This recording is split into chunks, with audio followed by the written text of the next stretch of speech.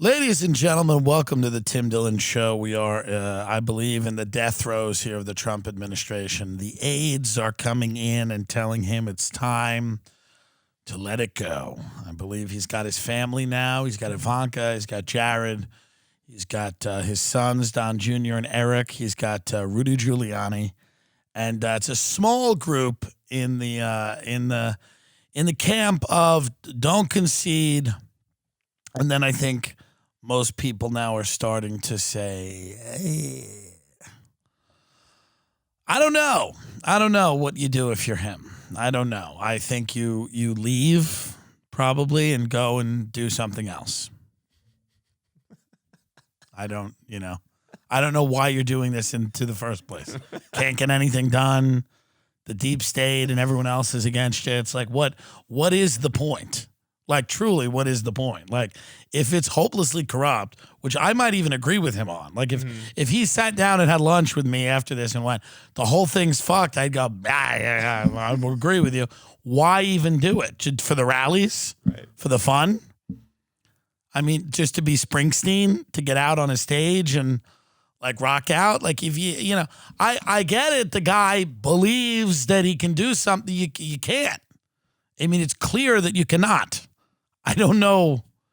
I mean, I don't want to be too negative, but even by his own admission, the swamp, his words, is just, too great to be drained. Maybe it's time to go. I don't know anything about voting or voting irregularities. I've spoken to a lot of people that go, this isn't happening. People at Fox News, Republicans, people that wanted him to win, people that have a lot of fucking money and wanted the guy to win. And they're like, there's no real evidence of these massive voting irregularities. A lot of them are like troll things where they're like, this guy who's 2,000 years old voted in Wisconsin. And then you look it up and you're like, that's not true. And I'm sure every election there's some voting irregularities. It's like, how many of them are there? How big of a problem is it? Recount. Do whatever you need to do. Recount it. Make everybody happy. Again, I don't know. These vote counting operations, I don't know what's going on there. Trump has filed a lot of lawsuits. I don't know the merit that they have or not. I think he probably lost. I feel like that. I don't know if they stole the election from him. Unless you want to say that all the mail-in ballots are invalid, and which I don't think you can do. I think it makes sense to say that the people that took COVID very seriously probably voted for Biden, and that Trump won in the day of voting, but in the mail-in ballots, they are going to heavily break for Biden because those are people that probably for the reason of COVID didn't want to vote. So is there a tremendous group of people that's like, I'm not voting because of COVID, but I'm voting for Trump? Probably not. Right. There's probably not a huge contingent of people that are like, I'm afraid of COVID and so much that I won't walk into a voting place, and I love Trump. That's logically, I just go, that's probably not a huge group. But I don't put anything past anybody. I don't know. But I think it's getting to the point now where even like Trump's close advisors are going, hey, what are we going to do here? What's the plan? I think he could use this opportunity to give one of the most scathing concession speeches in American political history. The most scathing and entertaining. Don't even mention Biden by name. Don't even mention Kamala by name. Kamala. Rogan kept correcting me. Kamala. Don't mention them by name. Just do a scathing concession speech. Don't even concede, but you got to leave. But don't even concede. Go, I won. How about this? Resign so that Pence can pardon you for whatever they try to go at you for when you leave. I'm not trying to be a naysayer. I know a lot of people are angry with me. They're like, no, he's got to fight on. For what? It's over. And guess what? The AOC, who I called a genocidal maniac on Twitter today, and I stand by that, she's done too. She's done. The right, the young right-wingers and the young left-wing, they're all done. Corporate power won. They won, and you're going to go from Zoomer to Boomer. The Zoomer to Boomer pipeline. And this is what's going to happen. Within a year, you're going to forget that you ever believed in anything. Within a year. Within 3 years, you're going to have a shitty job, a girlfriend or boyfriend. You're going to start liking the entertainment that comes out, and you're going to start pricing out cruises because coronavirus is going to be over, and you're going to go, I want to go on a cruise. You're going to start eating. You're going to move to a shitty suburb, and you're going to start going out to eat at a local restaurant, and it's over now. And AOC could tweet all she wants about, let's put all the names of people that ever said anything positive about Trump. Look at this lunatic. Is anyone archiving these Trump sycophants for when they try to downplay or deny their complicity in the future? I foresee decent probability of many deleted tweets, writings, photos in the future. This woman has the same impulses as Donald Trump. Authoritarian impulses. She wants to start making lists of people that supported Trump. I mean, that's a problem. No. But really, Trump got a higher percentage of the African-American vote and Latino vote. Young people did not come out again, as they never do. The socialist coalition just didn't work. Didn't work. You've got Joe Biden and Kamala Harris. You've got two Republicans, essentially, in the White House. So the extremes on both sides ended up losing. It's business as usual. Who told you that? Who told you that? Sorry. I hate being right. I'm right week in, week out, all the time. And I tell you people things and you get mad at me for being correct. What an odd thing to be mad at a person for being on the money all the time. Here's what's going to happen. No. What? And then it happens and they're still angry with me. It's back to business as usual. Don't worry about it. We've only got a few more years left on Earth. Enjoy it. It'll be fine. Go back to, I predict what's going to happen. This is what I predict. I could be wrong, but I'm never wrong. I predict when COVID ends, when Trump is out, we are going to enter another era of goofy, silly comedy and entertainment. I believe that we are heading towards a great era, potentially, of people like Jim Carrey, people like Eddie Murphy, people that are not focused on the political, the social commentary. To a degree, you'll have those people that are funny, that are in that space. But I think you're going to see a return to goofy, and thank God for that. I hope. It's my hope. It's my hope. Imagine if people got more serious after this. I don't think so. Imagine that. Could it happen? Colbert is crying. All the late night hosts cry every week. I mean, what else could they do? Throw tantrums? I guess they could lay on the floor and pound their fists like a child. But I mean, they cry every week. It's a regular occurrence now to see late night comedians crying. How could that get more serious? I imagine they're going to get goofy again. Here he comes. I mean, look at this person. What is he wearing? He looks like a Vegas lounge singer. He's in all black. What is he doing? I don't know. He makes tens of millions of dollars a year, and he's dressed like a divorced history teacher who's going out on the first date he's had in 6 months. Christ. So we all knew he would do this. This is late night comedy. I mean,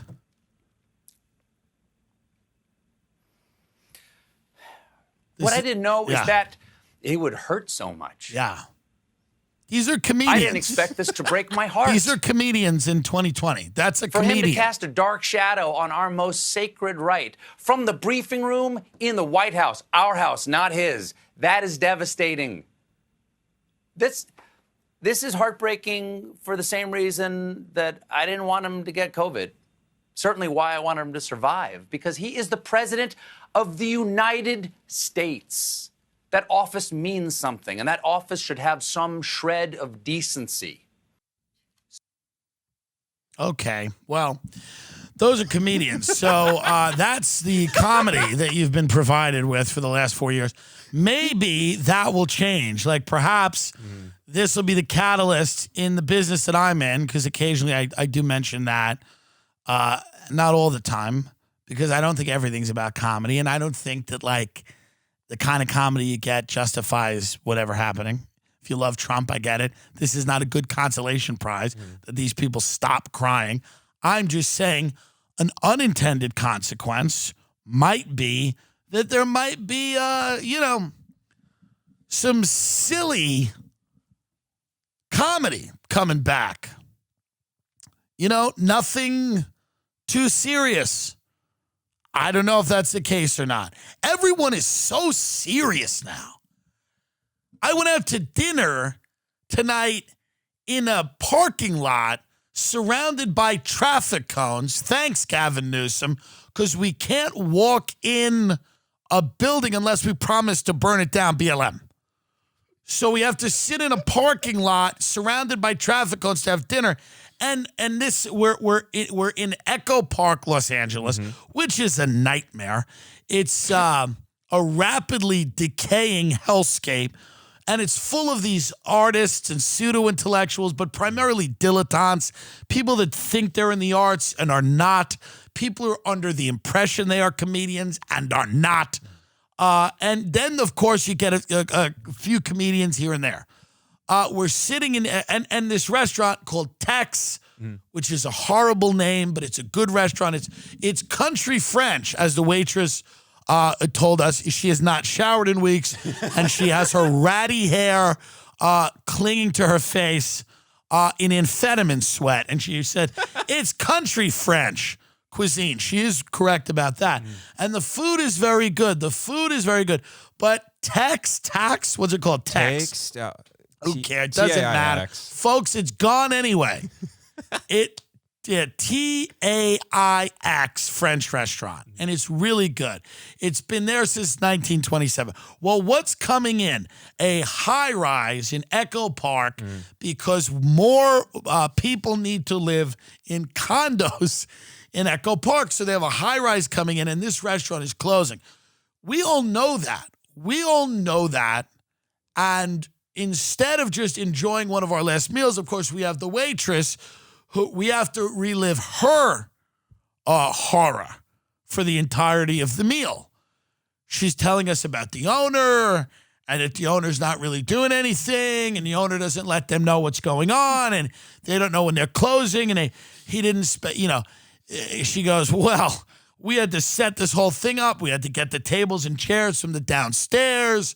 And then she's talking about the councilwoman. I hope Nithya wins because some socialist candidate. She goes, I hope Nithya wins.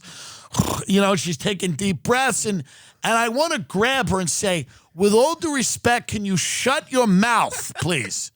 We are trying to enjoy a meal.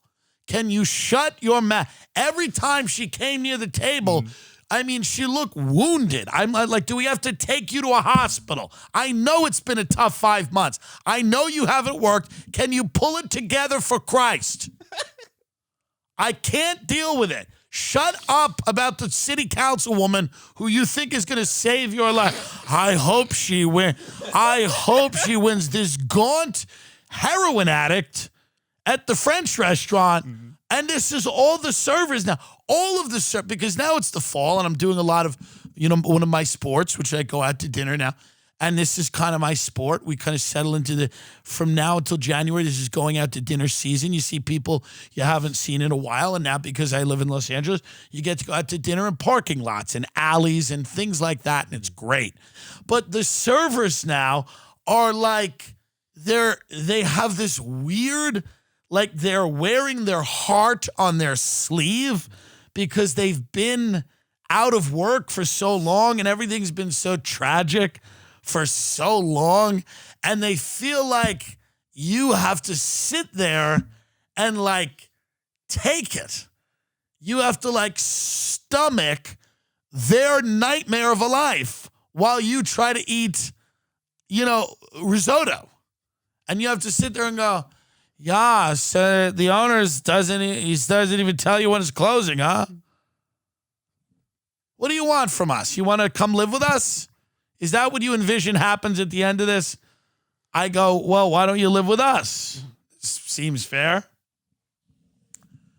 Don't tell me that you hope a certain politician won during dinner. Who cares? Leave it alone. It's potentially a volatile conversation. She goes, I hope she won. I hope she won. I'm sleeping in this lot. God. I'm trying to eat food that's a little expensive, and I don't want to feel guilty about it. So can you get out of here? I mean, the woman had the look of somebody who, like, chases down semen with cough syrup under a bridge. Without, like, the spunky, fun-loving personality you'd imagine someone like that having. I don't want a super serious, in the midst of a crisis server. Put it together. I just did a big election live stream with Rogan. I was tired. The Airbnb canceled on us. Yeah. I didn't get any sleep the night before.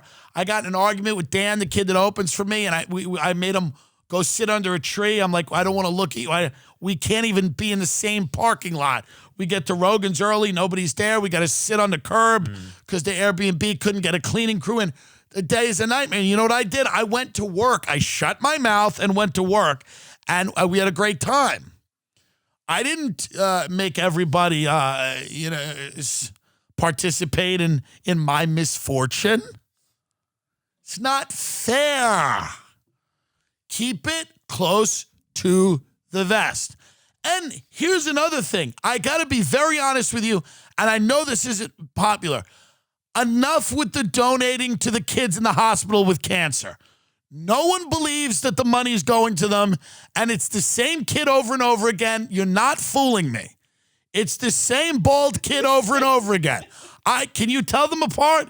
It's the same. Why am I going to the fat store and everyone in the fat store is dying? Why are there more dead people when I check out? Can you explain to me why I got to look at this cancerous child who looks pretty fucking skinny, by the way? All the fat people, when they check out of the fat store, have to look at these emaciated children. We're jealous as fuck. We're not donating money. We want to know how they look like that. How do they see their rib cage? And I got to look at emaciated cancer kids to make me feel like shit? And then you got to ask me for $1 to help these skinny fucks? I think not. Let me out of the fat store and just let me go. And the other thing, DXL, you pieces of shit, stop giving the paper $25 reward. Get rid of the rewards at the fat store. Number one, get rid of them. We shouldn't even have the fat rewards at DXL. You shouldn't say, hey, you're fat again this month. Here's $25. Come back here next month if you don't have a coronary and get $25 off a $190 shirt because apparently it's 4 times the price of anything else because you're fat. So they give you this $25 little piece of thing and you lose it. They don't give you any digital rewards. Right. You lose it and they go, bring it back next month. They give you, and I yell at them now. I go, this is bullshit. I get right in their face. I go, you know I'm going to lose it. You say I'm going to bring it in next month. I said, none, and I scream at them. I say, none of the fat fucks who shop here are going to remember this little piece of paper. We're going to eat it. So do it digitally or don't do it at all. Email us or don't do it at all. And enough with the St. Jude's Hospital. Hey, donate to these skinny fucks. No thanks. That's just a PSA for the fat store, which I'm trying very hard to not have to go to anymore because I've only shopped there for the last 3 years. And it is very depressing, that store. And the people that work there are very depressing. Every now and then it's nice to see someone who's much fatter than me there. You will see someone who's like 500 pounds, and that makes you feel great. That makes you feel great when somebody just waddles in, and that's great. You feel hot. You start looking at yourself like I'm hot as fuck. When this fat, he walks in, and the guy, his knees are just buckling, and he's just like, and he can barely speak. He can just kind of motion with his arm, and his arm's not even an arm anymore. It's just like a wing. It's like a wing of fat, and he's always with some like handler, nurse or whatever, and they're just trying to like wrap a coat around him. I feel hot as fuck. I jerk off in the dressing room like, yeah, that's right. But enough.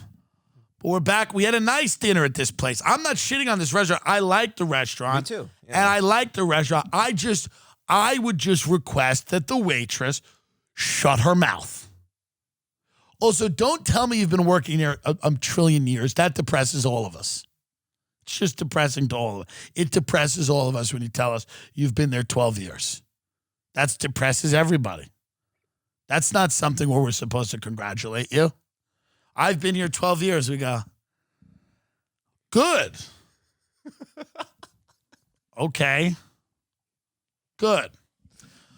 You're all smoking and you got to stop, and you got to stop the vaping and the e-cigarettes because it's just as bad. People are dying left and right.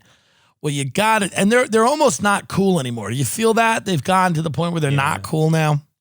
They were cool for a little bit. Now they're not cool. And what you got to do is get Lucy. It's a lozenge with 4 milligrams of nicotine in cherry ice flavor, or wintergreen, or cinnamon, or pomegranate. Okay? It's 2020. Get rid of the cigs. Unplug your vape. Throw out your dip and get some Lucy nicotine gum or lozenges. A lot of my audience loves Donald Trump, and they feel bad that he's not the president. And many of them are going to smoke a lot of butts, a lot of ciggies, among other things. But what they should do is switch to Lucy Nicotine Lozenge. It's founded by Caltech scientists and former smokers looking for a better and cleaner nicotine alternative. Finally, tobacco alternatives that don't suck. If you go to lucy.co and use promo code Tim at checkout, you're going to be very happy. That's lucy.co, promo code Tim at checkout. Warning, this product contains nicotine derived from tobacco. Nicotine is an addictive chemical. However, this is a great way to step down off of the amount of nicotine you get from cigs. Very important. I'm telling you right now, folks, this is it. You understand me? This is your time to change your life. You're going to do it. It's 2020. You say, fuck it. I'm not a smoker anymore. I'm not smoking. I am going to do something else. I can see it. I can see the future. I'm looking at myself, and I'm not a smoker. I'm standing on a rock, and I have just killed someone. But I am not smoking. I am looking at the body on the beach that is contorted, and, I'm trying to imagine how it all happened because I feel like I blacked out, and I did black out, but the rage just came from the from my depth, and then it just kind of came out of my hands, and then I pushed this person off a bluff, off a cliff, and they are dead now. But you know what the last thing on my mind is? Lighting a cigarette.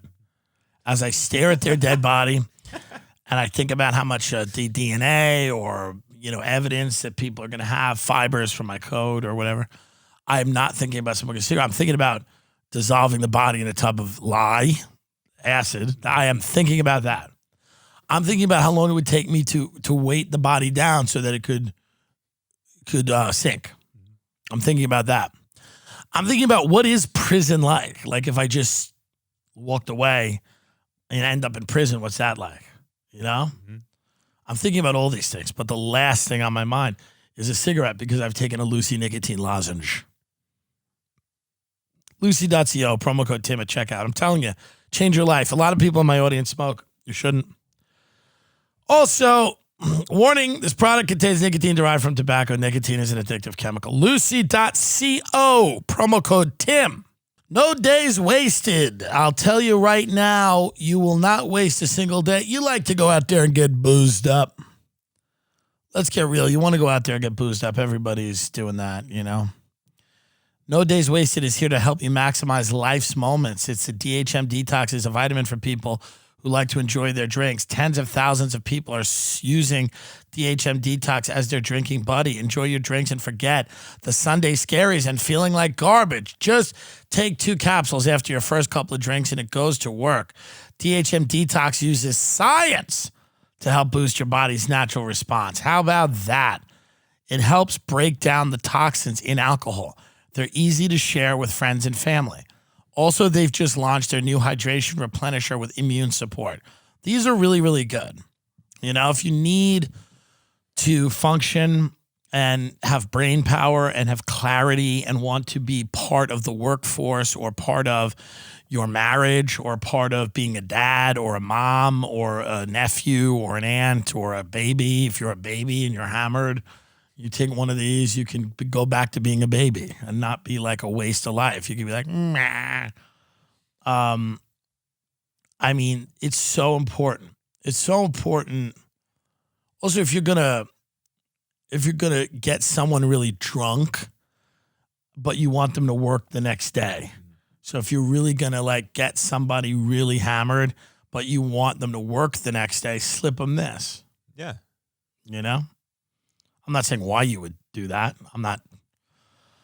Probably not a good idea to get anyone drunk. But I'm saying sometimes you want someone drunk, like, hey, this guy's fun when he's hammered, and then the next day we need him, with a wheelbarrow, just out there doing his job. This will make sure that you do not feel wasted the next day. It's a great way to support our show. I've got you 20% off your first order and free shipping in the U.S. Just head over to nodayswasted.co/Tim, nodayswasted.co/Tim, and use promo code TIM at checkout. That's nodayswasted.co/TIM. I had fun taping a YouTube thing today with 𝐂𝐐𝐃, YouTuber, very funny, nice guy, like a genuinely nice person. Very nice. A good guy, pretty girlfriend, surfs, just a person that, has no reason to not be a good person. You know what I mean? And we went and tried milkshakes at Slushy Land. Okay? I'm not really a huge milkshake guy, but he goes, would you like to do a dessert? And of course, because his show's called Sweet Tooth. And I said, yeah, I'd like to do a chocolate souffle. But it's LA. So these people don't know what a chocolate souffle is, right? Right. So we went to Slushy Land. It was fine. It was fun. Go support Slushy Land, by the way, if you're in the Valley. I'm not shitting on Slushy Land. It was good. It's the cereal ice cream thing that everybody's doing. I don't know what that is. I don't understand what the obsession is with cereal, other than Magic Spoon, which is essential. But I don't understand why everybody now cannot. Everybody's trying to recapture their childhood. Everything is a, nostalgia-based activity. And at Slushy Land, they do a lot of cereal. And we had these weird shaved ice corn things. Interesting. It was odd. It was odd. Did you like the corn shaved ice? I did not. I didn't really enjoy it spit either. out, yeah. I spit it out too. But that's okay. What are you going to do? Ben spits it out up the block goes, I hope they didn't see. Hope they didn't see me spitting it out. I'm like, thanks a lot. Making me look bad. Trying to do a little party for Friendsgiving. I used to hate Friendsgivings, and I still kind of do because I hate other people, and I don't like them near me. But I do want to do a little one, and we're trying to put together a Friendsgiving. I didn't like the connotation of Friendsgiving. I always thought it was kind of like, especially in New York City, because to me, New York City, a Friendsgiving should be like two transgender people or gay people who had been kicked out of their house in the Midwest, who can't go home for Thanksgiving, who do cocaine together in the East Village bar. That's what Friendsgiving should be. It should not be like a cluster of young professionals drinking cold brew and talking about corporate music festivals, which is really what it is. And that disgusts me. But New York City, the city I love, is dead, and I don't care about it anymore, and I don't care about whatever hell they want to create over there. They can do it. But yeah, so that's why the Friendsgiving, I don't like the young professional thing is not for me. Like, it's this confident, like, paint by numbers life where people are like, I want to do what everybody else has done, and I want to get what they've gotten, and I want to check every box, and I want to go to this school and major in this and do that. It's just never been for me. I don't look down on the people who live like that. I understand why a lot of people have to live like that, but that's my aversion to Friendsgiving. I don't like these created things, right? I don't like corporate music festivals. I never liked that because it felt, everybody was corralled into Governor's Island or whatever, and they're like, and here's the 12 acts, and here's what you see, and to me, I want to go out in the world and find things and enjoy. And I want my music to be people that are broken down and it's almost over, and they're performing in a bar in Austin, Texas, and they're bleeding as they sing. They're bleeding. Their hands are bleeding, and they're barely making sense anymore. And they're just, they're really just saying one sentence over and over. They're going, we're all going to die tomorrow. We're all going to die today. And everybody there watching them is kind of transfixed by this. And, they don't have any success and they want to die. Right. And that's the type of music I like. I like all kinds of music. I gravitate. I'm, of course, kidding a little. But like guys like James McMurtry, where I can go and see them in the Continental Club at midnight on Wednesday in Austin, Texas.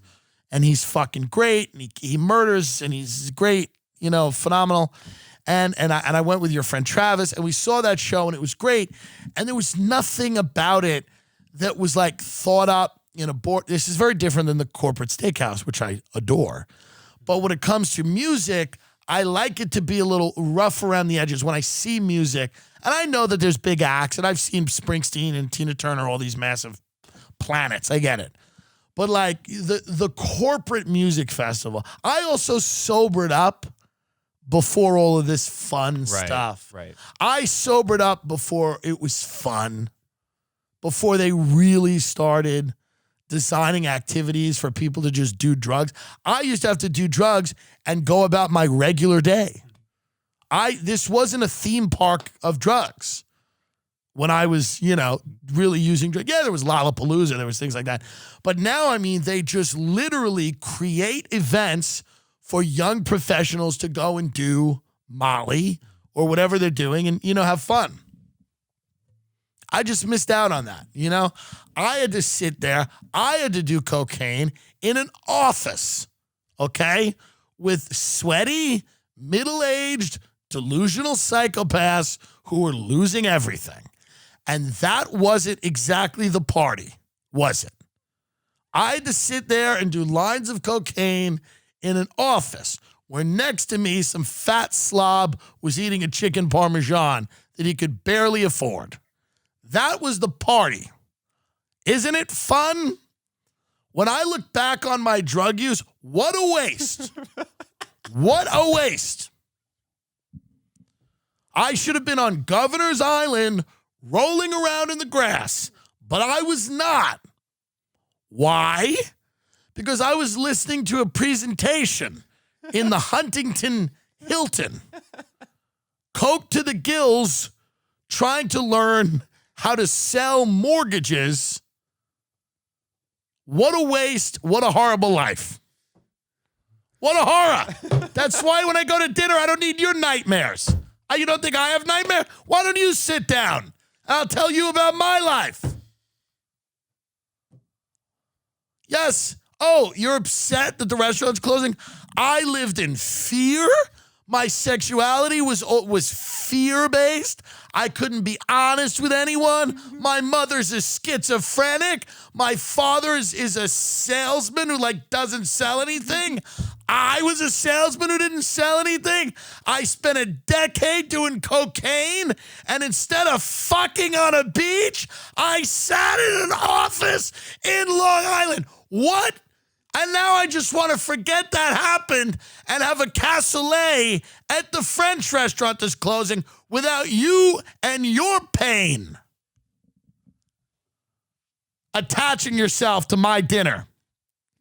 We all don't have problems?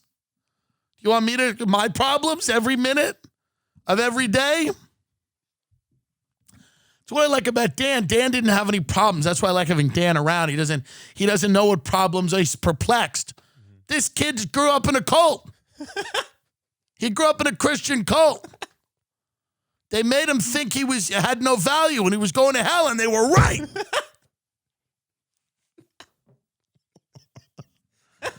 He knows the darkness. Mm-hmm. He knows what it's. He's from Texas. They don't speak to each other. They all just stare at the sky until the end. That's all they do. They stare at the sky until a merciful God smites them. And we're just trying to have chocolate mousse in a parking lot without your horror. Is it too much to ask? But that's what I like about Dan. Is Dan just doesn't understand. His biggest problem is that his mom was mean to him once. That's his issue. He'll be like, yeah, my mom was a little mean to me. Let me tell you right now, I wish to God my mother could have been mean to me. She was at Wendy's collecting toy sets. She was collecting Disney toy sets and cataloging them and putting them under her bed. And during Hurricane Sandy, they all floated down the street. And Princess Diana bears finally made their escape and floated down the street in Long Island. And I had to walk through them getting into the house. Yes, it would be nice if my mother was mean to me. But that's why I keep him around, because he lightens me up.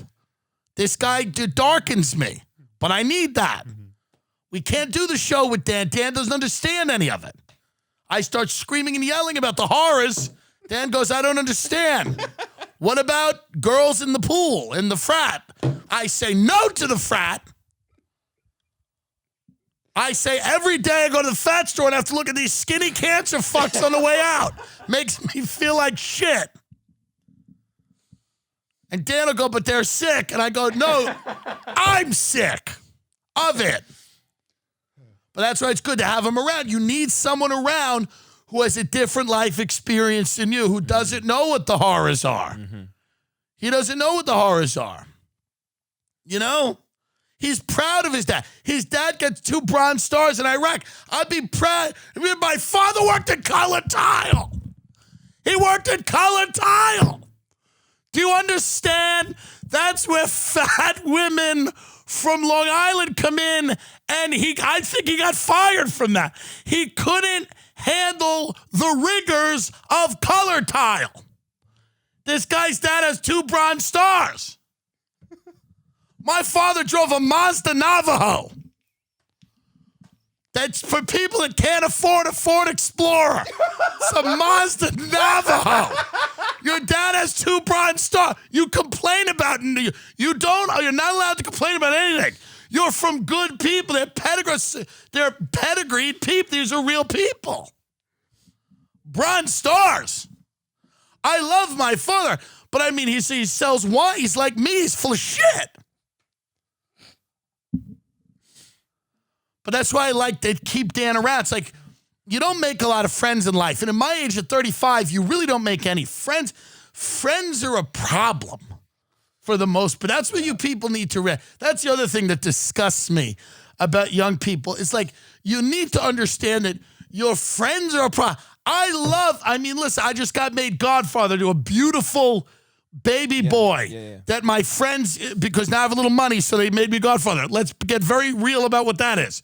But that's okay. But I love him. He's a beautiful little baby boy. But I'm now worried about this little guy. You know, and I like his parents, but I mean, if something happens to them, I got to raise this little guy, you know? And I think a lot of the time that I should kind of raise him. And they're good. They're fine. I'm just saying that, like, your friends become a liability is my point. Mm-hmm. They just handed me the kid. I'm sitting there. They're like, I don't know what they're doing. They just hand me the kid. I'm sitting in my backyard. The bulldog's running around, like, destroying the house. The kid's 6 weeks old. He's, like, riding the bulldog around the house. Then they come hand me the kid and go, you're the godfather now. You're the godfather. And by the way, where's the check? Huh? And I appreciate that, but your friends are a liability now. They're going to want things from you. So what's good about Dan is that he's a little bit of a brat, and he doesn't know how good he's fucking had it. So every day I tell him, and he'll get sick of that soon and not be friends with me anymore. But I tell him all the time, this is how good you fucking had it. You've had a great fucking life, and you don't understand the horrors that I've been, the nightmares that my life has been. It's indescribable. My mother, I made her take me to Le Cirque. You've been. And in 8th grade, Le Cirque 2000 in the Palace Hotel, and this bitch wore a sweater with a cat on it, and immediately the maitre d' was like, oh, good, the trash pigs are here. So I got to walk through the dining room at Le Cirque with my mother with a sweater with a cat on it. Mm-hmm. Is that not as bad as getting shot by the cops because I had a hoodie on? I'm asking. I've never been shot by the cops. I'm asking a question. Is that not as bad? I think it's on par. Let me go speak to victims of police violence. I believe they will agree with me that it is on par to walk into a French restaurant with your mother who's wearing like a Winnie the Pooh sweater to Le Cirque. This goofy bitch.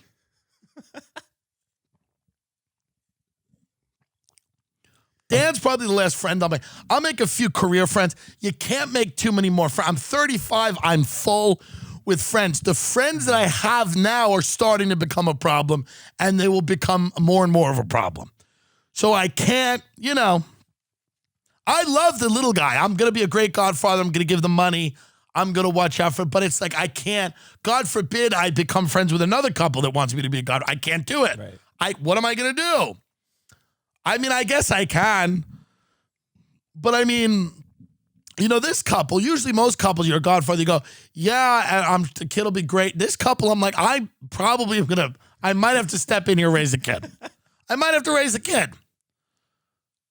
I might have to call Child Protective Services on them to take the kid. I might call a lawyer, and I may get the kid now to just avoid the embarrassment of later on. I'm kidding, of course. It's a comedy show. I miss Donald Trump already. I do miss him. Yeah. I miss him a little bit. He's not gone yet, and yet I miss him. But I think his post-presidency, he's not going to be like Jimmy Carter. I mean, this guy Jimmy Carter just goes and builds houses for the homeless. I mean, you want to talk about boring? And by the way, I don't even know anymore like what the homeless answer is. I don't even know what it is. I don't even know what it is. Homeless people have become so like they're like we should utilize that skill set that they have. Like in LA, they live on like an overpass while cars just go by them at 90 miles an hour. There's gotta be like that's kind of impressive, and there's gotta be a way to key into that. Like a guy who starts every day walking across a busy highway in sandals, something's going on there that I think is positive. But I don't know. I don't know how to go in and get it. I don't know how to go in and get it. That's all. But I look at many of the homeless people around town and I go, and this is probably the wrong feeling. I got to say this delicately. I say everything delicately here. You understand? But I look at some of the homeless people around town and I go, good for them. Like they're doing it. They're really doing it. And I think we're not nearly as positive about homelessness as we should be. I think we should be more positive. Like, why don't put up banners that say, "You're the LA homeless, we're doing it"? What about a banner that says, "Hey, homeless for another year, you're doing it. You're still raising your kids. They still alive? We're doing it." Why not? I'm serious. Because things are so bad. I know what you mean. Why not be a little positive about it? It's not going away. We're not making it better. So why not like do like a campaign to make people feel good about being homeless? Like stop shaming them for being homeless. And I like that we're saying unhoused now. So we don't even call them homeless. We say just unhoused. Like temporarily housed. Let's move full force into a branded campaign. Make homelessness cool. What about that? What if it was cool to not have a house? Think about it. Remember the 60s? You don't remember it. People like lived in fields. They were in cults. They lived in communes. It was kind of cool. They're like, fuck it, dude. Get a house. That's square. I don't want to be a square. Why not like have that happen again? Make people feel cool for being homeless. Yeah. Why am I not asked how to solve these things? Make it feel, look, I live on a highway. I don't live in a condo. I live on a fucking highway. There's something badass about that. We need to lean into it as a society and as a culture. You know? COVID has become, it is now back. The cases are up. If I do a Friendsgiving, I got to get COVID tests for everybody. If they come over, because I've decided to stay in LA for another year, and we got a house for a year. And if people come over now, I have to test them for corona. This is what you have to do now. If you have an event at your house, you got to set up an ER in the house for people. You got to set up IV bags. You have a full thing. So what I'm doing is I got to figure out like how to get a doctor or a nurse to sit outside my home and do rapid COVID tests for everybody that wants to come in and eat meatballs or whatever. And I get it. Yeah. I get it. You got to be responsible. But it adds money, it adds whatever, but you got to do it. I want to invite, here's what I want to do with the Friendsgiving. Go with me on this. Here's what I want. I want this guest list. Ready? Nelk. Barry Weiss. She likes the show. Yes. I want Barry Weiss. Mm-hmm. Right? The Nelk kids that blow up cars and stuff. Barry Weiss. Ryan Phillippe. Fan of the show. Yes. 90s heartthrob, early 2000s heartthrob, fan of the show. Jeff Garlin, fan of the show. Yes. Have him there. Okay? Now we need diversity. We talked about this. We can't, and what if we flew in Candace Owens to come to the Friendsgiving? I want to reach out to her manager and go, I will pay Candace Owens $10,000.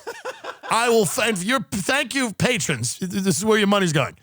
I will fly Candace Owens and have Candace Owens and Nelk recreate the George Floyd incident. Oh, God damn it.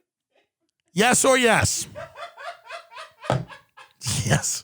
And Barry Weiss will write an article and say that it's okay. This is the Friendsgiving that I would like. I'm asking if this is possible. I'm not saying that I want a Friendsgiving. My parties are not for people to get drunk and have sex and enjoy each other's company. I want an awkward time where people that don't like each other and shouldn't like each other suffer.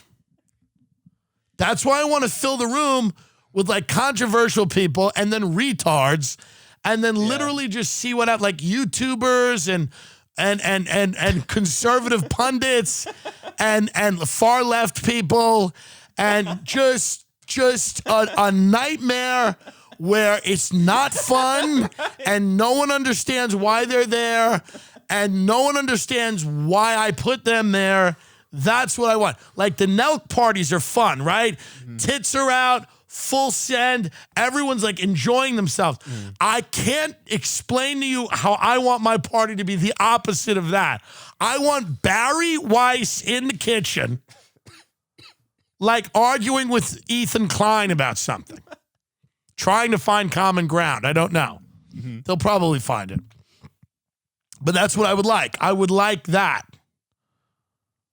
That's what I want. I want Cody Ko and Candace Owens to discuss the appetizers. I want Ryan Phillippe to be there and to have a discussion with, I don't know, James Baker. Why we can't get him. Yeah. We know his granddaughter. But that's the type of party I want. A sexless, awkward, stilted, anxiety-producing, strange, hellish, pointless thing that amuses me. I just want to be amused for a few hours if I spend the money. I just want to be amused. That's all I want. So there's all these Hollywood Hills parties that are like super cool. I just want eggplant parmesan and people discussing the election. And I want it divided between like YouTubers who don't know that an election happened and like people that have been canceled.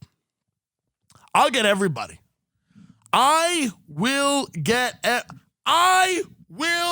have a karaoke party with Barry Weiss and Crystalia, yes or yes? Barry Weiss, Crystalia, Brian Callen, Candace Owens, Tim Dillon, the Nelk people, karaoke. Maybe Don Jr. And Kimberly Guilfoyle. Just awkward. People are paranoid that they're going to be canceled if a photo leaks. Right. They don't want to be. They're upset that they're there. That's what I want. If I'm going to do a Friendsgiving, it's going to be, I want it to be that. Something that gets people going, who is that? Who is that? I want to look at a corner of the room and see Steve Bannon explaining the conflict with China to Jake Paul. Like, that's what I want to see. I want to see that. I want to see that happen. That's fine. And then I can leave LA. I'm like going to do another year here. But I only want to do a year here if I could just kind of create these moments that just amuse me. They don't matter. It's not going to matter. Who cares? No one's going to care. I just want to be amused because I think life is a joke. Because it is. So I just want to behave in a manner that is like that. And I want to throw events that are like that. I just want to throw events that are like that. You know? Where people from all walks of life, but really the same walk of life, which is narcissism. That's truly what it is. Right. All of the people I mentioned, as different as they are, they're addicted to themselves and they're addicted to attention. And I think putting them in a room and serving them food that's much better than they can even appreciate. And people in LA, nobody knows anything about good food. I mean, it would be a waste, right? It is a waste. I could serve them cat food and go get Oscar's dish and pass it around. They'd go, yeah, God. But that's the type of event that I would like to do. And I hope we get there. I don't know that we will. I'm going to try. Mirror, mirror on the wall, what is the best brand for my balls? Manscaped. Manscaped. It's the great thing. It is great.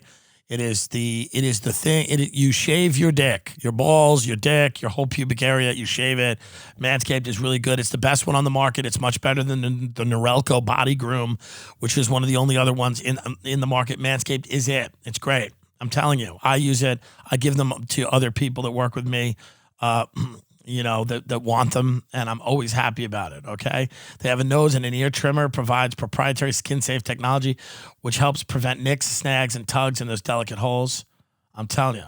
This bundle includes a Lawnmower 3.0 trimmer, the best trimmer on the market for your balls, butt, and body. I mean, it's great. They have all kinds of stuff. They have a great little travel bag you can put all this stuff in, you know? I'm telling you, I don't even have to sell this. It actually works. It's actually great. I use it. Everyone I know uses it. You have to use it. This is something that, if you enjoy the podcast, you get 20% off and free shipping with code TIMD at manscaped.com. It's 20% off free shipping with the code TIMD at manscaped.com. Okay? So I would just go do that. If you do not have one, this is a great thing to give to somebody. If you do not have one, this is exactly what you should be doing. I'm telling you. I'm telling you right now. I would not lie to you. I would, but not about this. It is great. 20% off free shipping. Code TIMD at manscaped.com. It's great. You don't feel like you're gonna nick yourself, or that's the big problem with these things. You think it's just gonna be like you're gonna, whatever, start a big problem. But you don't feel like that, And I think that it's very important that you basically, do what I say now. Go to manscaped.com. And get 20% off with the code TIMD. That's manscaped.com, 20% off TIMD. One day, why are you laughing? Why can't you honor my lived experience? Will you honor my lived experience? Yes, I will. One day, I was a child, and I was eating a breakfast cereal, and it had lots of sugar in it. I forget which one it was, but it was colorful, sugary, and it made me feel like I was a king of the world, Mm-hmm. I was eating that cereal in my house, and I was a victim of a brutal home invasion. Did you know this? I've never heard of this. Did I tell you about this home invasion? Mm-mm. There's a brutal home invasion, and I don't know why you're laughing. It's very traumatic for me. Now, the men came in. The men were masked. They had masks on, and not COVID masks, ski masks. And they came in and they had guns. And I was very scared, but not that scared. And they grabbed my mother by the hair, and they put a gun in her mouth. And that would have upset me more, but she was being very nasty that morning. She was being very rude, very nasty. And there was something about kind of seeing that. I was still scared, but I was kind of like, you know, it's good that everybody gets a little comeuppance, if you know what I mean. You know what I mean? And then they hit my father with the butt of the gun in the back of his head, and he fell down. And then they looked at me, and I looked at them, and I was just frozen. And they said, "Keep eating that cereal." They said, "That's some good shit." I said, "Thank you." And I said, "Are you going to kill my parents?" They said, No. What's wrong with you? We're just robbing the house. I'm like, well, you might as well. Might as well get rid of them, right? They said, no. And they left. And my parents woke up, you know, and we went on about our lives. But I remember sitting there eating that cereal and having them point at me and going, "You keep eating that cereal, king." They said, "You're a king." I was like, that's right. I wanted to recreate that feeling, that great feeling of watching my parents get attacked while I ate a sugary cereal. So what I do is I go to magicspoon.com/TimDillon because Magic Spoon is so healthy. It has 0 sugar, 11 grams of protein, and only 3 net carbs in each serving. There are 4 flavors: cocoa, fruity, frosted, blueberry. It tastes amazing. Honestly, too good to be true. It's keto-friendly, gluten-free, grain-free, soy-free, low-carb, GMO-free. You know? I love the fruity flavor. It tastes like Fruit Loops. So if you go to magicspoon.com/TimDillon to grab a variety pack and try it today, be sure to use promo code TimDillon at checkout to get free shipping. Magic Spoon is so confident in their product, it's backed by a 100% happiness guarantee. So if you don't like it for any reason, they'll refund your money, no questions asked. But everybody likes it. Mm-hmm. Everybody likes Magic Spoon. We have it all over the place. We eat it. Mm-hmm. And I like it because it reminds me of my childhood and the great memories. The great memories. I remember that. My mother was like, you better do better in school. And then the door opened up and they just gun right in her mouth. And I just kind of looked at her like, what were you saying? What were you saying about school? What were you saying about school? And my father comes in, what's going on? Right to the ground. And I appreciate those men because those men recognized in me, they saw something in me. They saw potential. They saw a leader. And they said, this guy should just eat his cereal. So they pounded me out. They're like, "King, it's back when you could pound. You didn't have to do that dumb elbow shit because of COVID." They pounded me out. Magicspoon.com/TimDillon. Are you going to Texas for Thanksgiving? No, staying here. Interesting, yeah. A lot of people are not traveling. No. A lot of people are not traveling for the holidays. We might go to New York in December. Yeah. They're shutting it all down, but New York's now got the National Guard out. Cuomo's got the guard. Meatball has the guard out in the airports now. How about you get the National Guard to surround your brother's house because he's a liar. Liar, pants on fire.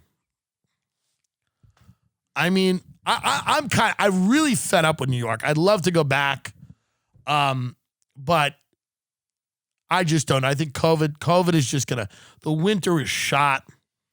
The winter is shot. We've rescheduled the dates in Denver and Omaha, Kansas City. I've explained why.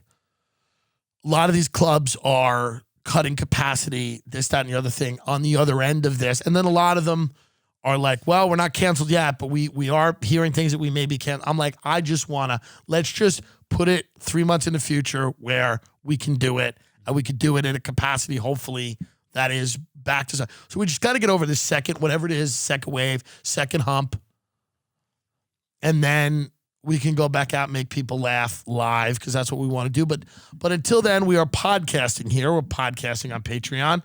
And that's what we're doing. We're just trying to live. We're trying to go out to dinner. We're trying to, connect with friends with people we don't like, but we have to see. When you're in your 30s, your friends are just people you know. They're not even people you like, really. They're just people you've met. That's true. Mm-hmm. They're people you've met because it's almost... In your 30s, I'm 35. what starts to happen is you start to have this realization that you're like, you know, the golden moments of friendship when you're like, you're like young and you're like, we're gonna take over the world and we're gonna go to college and bang so many bitches or whatever, and then you find out that you're gay and you're not going to college and your parents have no money and they're degenerates, and then it's all over with the friend. What are the friendships? What do we do with the friendships? And then the only friends you have are people that come up to you and they go, I think you're so talented. And then you find out that they're living in a pool of blood. So what, you know? So you have a small group. We got a small group of friends. I got a small group of friends. Ben, this frat kid, Dan, who's smarter than most frat kids. Barry Weiss. Ryan Phillips. I've never met Barry. I've never even met Barry Weiss. Supposedly she's a fan of the show. I don't even know what that means. I don't even know what that means. She looks like a pastry. You know what I mean? She says very incendiary things, but she's got a very doughy face that you imagine like gives you some type of baked good. Supposedly she wanted to have lunch with me. I'll have lunch with her. I don't care. Sure. Should I do a video as Barry Weiss? She's on The View now. Oh, yeah. Barry Weiss is on The View. Man, The View just won't die, huh? The View's been around forever. Yeah, I can't play any clips, but yeah. Yeah, she's on The View. Don't play any clips. Look at our girl, Megan. Did Megan have the baby yet? I think so. Man, Barry Weiss and Megan McCain. These guys sawing their cocks off. Yeah, she gave birth. Good for her.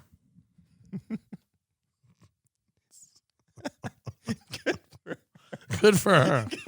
I mean, the bitch blocked me. What did I do? I had a little minute of fun at your expense, and you got angry at me for no reason. I did nothing wrong. She looks good. Yeah, she does. Good for her. She looks good.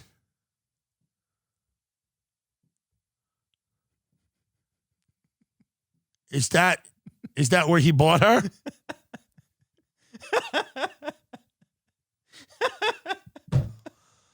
I'm kidding, folks. What is that, a farm? I guess it's her ranch or something. God love them. I wish them the best. I wish them the best. Any news on the election before we get out of here? Let's see. What if Trump pulls it out? I would laugh. Let me tell you right now. If Trump pulls it out, I would laugh so hard. Look at these two goons. Look at these two. I mean, could the rotting corpse of America have a better representation than these two goofs? Trump was a pretty good one, but these two are just as good. Joe Biden and Kamala. Biden-Harris. It just sounds like a fucking scam. Biden-Harris. It's like, you know it's not going to be much better. Right. He's going to make it a year and a half, then she's in. And she'll do the 8. She'll do the no one's going to beat her in 2024. Maybe they will. I don't know.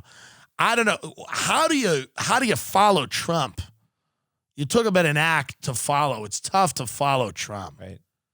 Really hard to follow him. But what we will see, I think, a little political idealism. You know, you ever see the candle thing? You know, you're not Catholic, but the little candle thing that snuffs out the candle. Yes. That's what we're seeing here. There it is. That's the candle snuffer. And the light of idealism is going to go away a little bit because of, the corporate Dems are back. Daddy's back. Mommy and daddy are back. And you can tweet and you can tap dance and you can make a collage and you could go on Reddit and you could go on every site imaginable, the ones that no one even hosts. You can go anywhere and any diatribe you like, anything you like. At the end of the day, the corporate power is back. And, you know, that's it. There's going to be a lot of young kids, a lot of MAGA hats being taken off. A lot of people are going to go now, and they're going to, this is how the Zoomers become the Boomers. Boomers at one time had idealism. They were on acid, but they had idealism. And then it gets beaten out. The system beats it out of you. You see? And then you become a drone, and you just, that's why I say escape, if you can, the system, and do not live where this is real. You live in another place where you're like, oh, my friends are real. My family's real. The things I'm doing are real. Oh, this isn't real. I don't participate in this. Mm-hmm. That way you never get too high. You never get too low. You never like, the revolution's coming. And then you're also never like, whoa. Because neither one of them's happening. The revolution's not happening. Right. And also, like, you know, whatever type of fascism that comes to this country, and it will come, it'll come with like a donut. You'll get a donut. You'll get to take it off the gun. The gun will come in your door, and you take the donut off the gun. So, I don't want to be too negative here, folks, and I hope I'm not. I do believe, that's why I pick good people to be in my life. I pick positive people, you know, and I pick interesting people. And if you can do that, if you pick interesting people to be in your life, you pick positive people to be in your life, then you yourself will not be bored, at the very least, right? We have a lot of cool stuff coming up. New things we're going to debut on YouTube, new sketches. We just did a sketch, did very well. It was taken off YouTube briefly. We had to fight to get it back on. Yeah. Hey, man, 2020. Yeah. It's a bitch. But we've got a lot of new stuff coming up. Just keep and this is, I didn't want to, I'm not trying to assault this waitress, by the way. Oh, yeah. What I'm trying to say, respectfully, is to shut your mouth. Because we all have, as the great Elaine Stritch said about her husband, who used to say this, we all have a bag of rocks. Everybody's got a bag of rocks, you know? We don't need that at dinner. You don't need to come in and tell me how bad things are. I know how bad things are. We're sitting in a parking lot with traffic cones, eating French onion soup. I know how bad it is. They're taking this beautiful old French restaurant, historic, and demolishing it so that some fucking cunts can live in a high-rise in Echo Park, an area that should just be firebombed. I know how bad it is. I'm trying to escape that with salt, fat, sugar, and carbohydrates. Stay out of my way. That's all. Stay out of my way. Out of my way. Respect. I know it's a tough job. They're the heroes, the servers. They're the heroes. And I'm hoping to God that we can pull off this party and it could be a fun event. We could do some really memorable things. I don't know if that'll happen or not, but I'm just saying this. I'm saying that. I think now that people have heard this, they're like, well, I'm not coming now. Pussy. Pussy.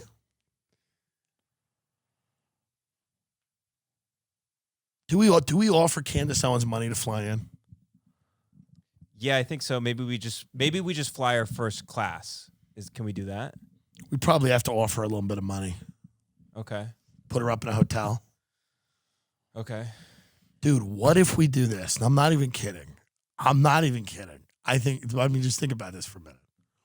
What if we throw this like Hollywood Friendsgiving shit, and when people walk in, it's a Candace Owens like count the votes thing where she's getting all these people to like donate their money for recounts across America.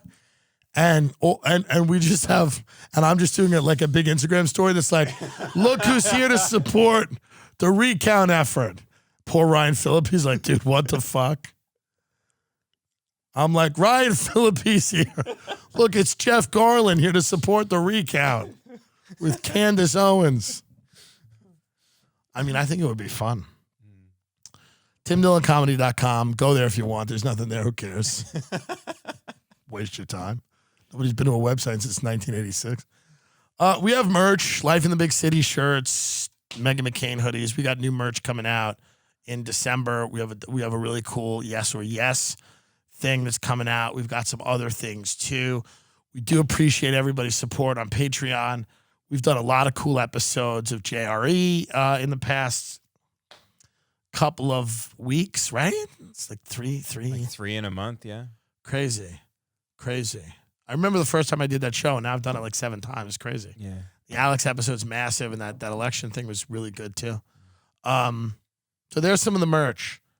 Get the pullover hoodie for $37.99. You can get the unisex tee for $24.99. It's fun. It's like it's fun merch. Get the daddy mug if you like. The I Love Daddy hoodie. We also have a pink one, right? Yeah, you can change the colors, yeah. Unless they stopped offering pink. I wonder if Maybe they did. stopped offering pink. Wow. It does look better with the darker color. It does. But we have more stuff coming out in December. Don't fret. Don't worry about it. We're going to do some interactive stuff too because we want to hear from the people.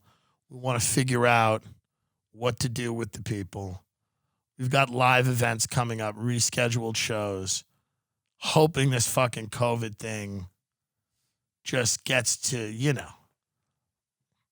hoping that we have a nice peaceful transition of power. What's the most gangster way for Trump to go out? Killing himself in the Oval Office? Like Bud Dwyer, like calling a press conference. I'm wondering, what's the biggest? He's a master of ratings. What's the series finale? Maybe he could disappear, like just get on a plane and just leave, and then just disappear. Just goes radio silent. No one even knows where he is. Wow. Because that's very unlike him. Yeah. Wow. I'm wondering, how does the guy? How does he go out? How does the guy go out? How does this guy go out?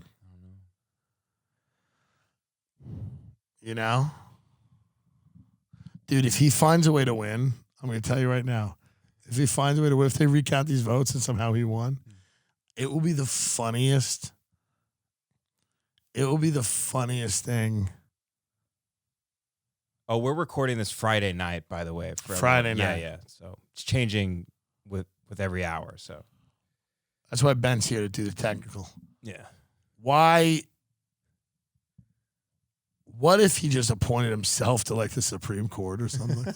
I'm trying to think what he could do. What could he really do?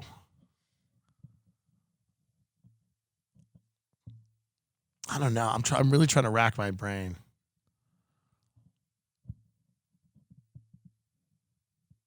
What could this guy do? Him Bud Dwyering himself, that would be the most historic moment ever if he did that. Just envelope, gun out. Crazy, right? Just it was rigged, I was framed or whatever. And that would be the craziest thing. I don't see him doing that, but that would be the craziest thing. Maybe he himself could become a terrorist. Maybe he flies Air Force One into the World Trade Center or something like that, the Freedom Tower. You trying to get us banned from everything with these suggestions? Trying to get us banned off every service? What maybe he could become a terrorist and fly Air Force One into an orphanage. Maybe you keep that to yourself. That's why we don't have you do all the talking, huh? Fly Air Force One. Into where, did you say? The Freedom Tower? You want Donald Trump to fly Air Force One into the Freedom Tower? Yeah. I got to be honest. Not the worst. Not the worst idea. Can you imagine being at lunch somewhere and going, what's on the news? Why is everyone in the break room? They go, Donald Trump just flew Air Force One into the Freedom Tower. And survived. What if he survived somehow? I wonder if he's considering that. He's sitting there with his people. And they're he's well, we got the recount and we're suing Georgia. Got the recount in Pennsylvania. Mm-hmm. He's what if? He goes, let me just throw something else out there. While we're all talking, it's while we're all spitballing, Why don't I fly Air Force One into the Freedom Tower? They're like, well, there's no precedent for that. But